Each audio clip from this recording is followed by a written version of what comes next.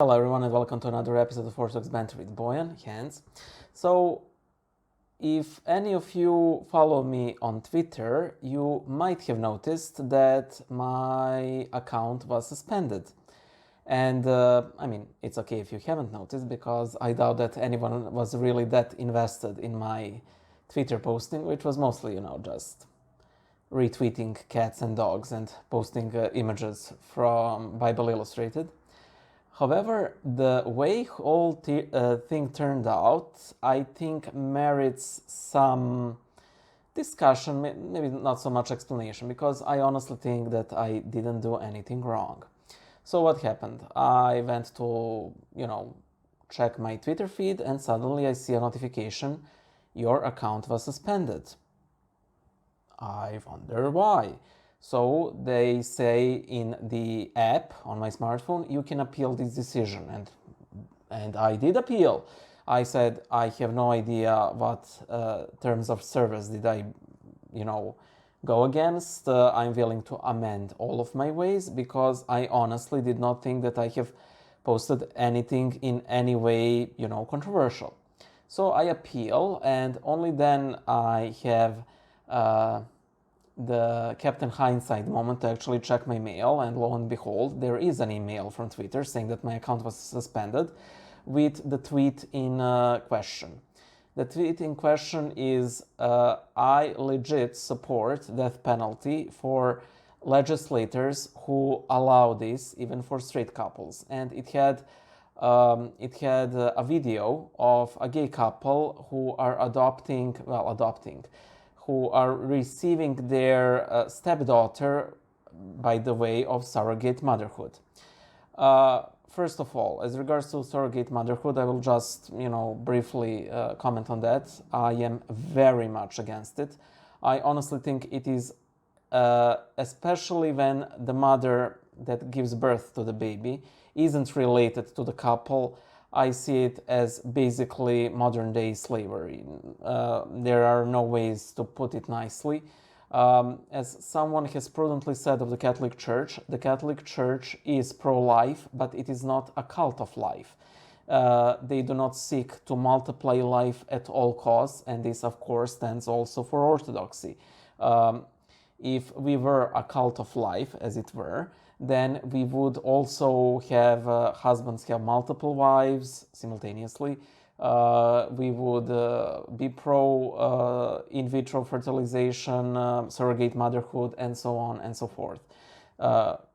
And my comment stems from that. I believe that surrogate motherhood is extremely messed up, especially for the mother who gives birth to the baby, and to simply have a baby snatched away from her is, I don't know, I honestly think it's demonic.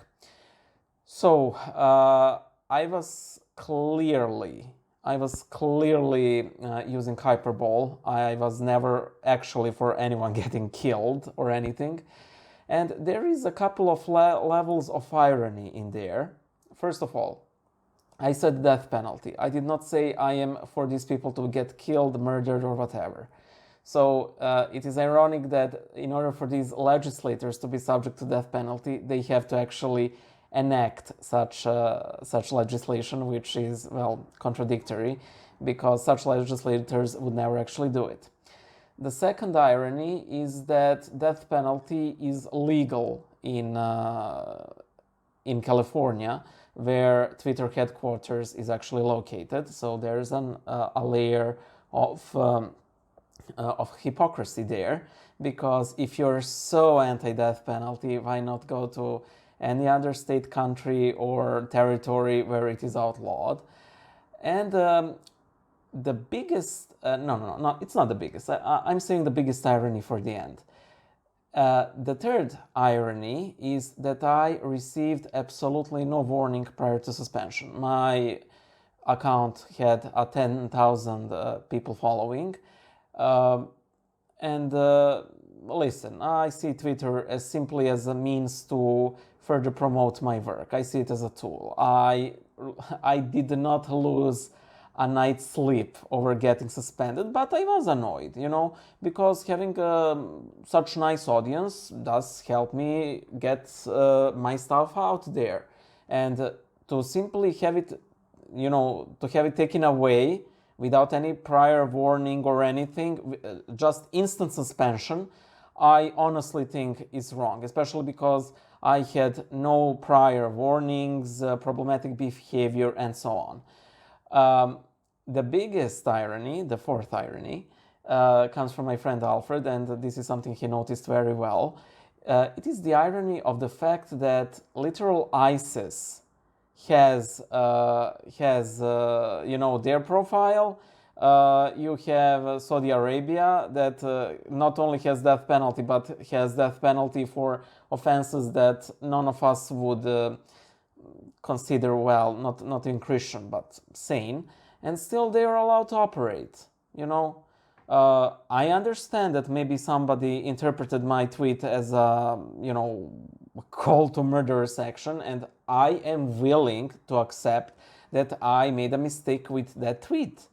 But to have such a drastic, draconic repercussion for one tweet, which again wasn't these people should be killed, or even worse, go kill these people, I think it's simply wrong. But it is what it is. Nothing will be shaken by this. I have learned my lesson. And I know a lot of people have complained about the new Elon era of Twitter. I myself didn't care much for it. And honestly, I don't know how much this is influenced by this, you know. I apologize.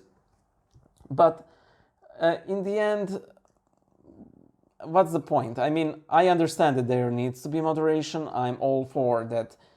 Violent tweets are getting like reported or everything, but you need to allow some leeway space for you know what I want, the word I want to say, hyper. I'm not even going to cut this out. I can't say that word right now. I did use it previously in the video. I don't know why I lost the ability to do so, but be it as it may. That's it.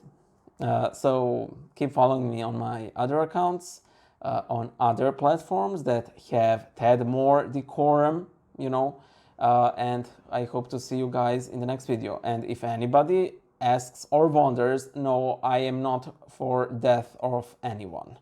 You know, maybe there are some extreme exceptions to follow, like unrepentant serial killers, but outside of that, no.